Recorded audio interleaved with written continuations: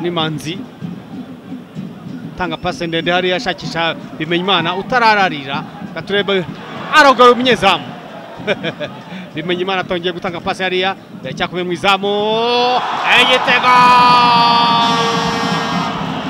pira mwiza cyane waruhawe Bukuru Christophe yamara iki gitego cye cya mbere atsinda ikipe ya Rayon Sports n'umusore utsinze igitego cye cya mbere pase nziza cyane ariko agitsindanye ubwenge buryo ashizemo uriya mupira aritonze n'umusore mudakunda gutera ibintu by'amashoti cyane pase nziza yaturutse kwa Caleb abasore barazubara bagenda babaha umwanya wo guteramo amapase Rayon Sports rero wihaye umwanya bakinga nk'aba ngaba batekinishe agomba gutsinda n'umusore ugatsinda ibitego byinshi ahangaha rero uburyo umunyezamu yari yakoze se akazi ke yari yagakoze nta mudefensori hariya umupira reba uburyo ahagaze reba umusore kapitene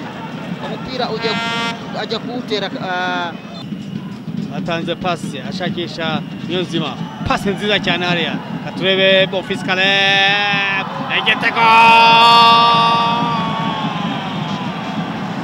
igitego cya Caleb tsindiye ikipe ya Rayon Sports nyezamu Pacifique rwose nagabyumva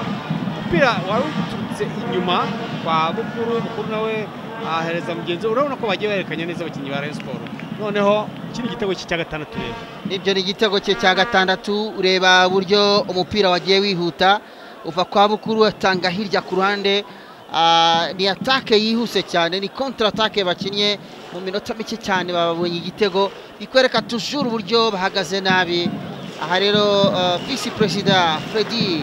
akuriye ku ruhande inyuma akaba arimo akoma amashyi avuga ati felicitation mutsinze igitego cyiza kandi bashobora kuba yagize ikibazo ku kuboko ku rutugu ibyo ibyo byose biragaragara ko Bimenyimana Bonfils Caleb ni wundi uzi kureba mu nshundura ushakisha uburyo bwose hariya aritonze aradepoza babonye neza yabanje kubura amaso areba uko umunyezamu ahagaze icyo rero ni ikintu kiba gikenewe mbere y'uko umuntu atera umupira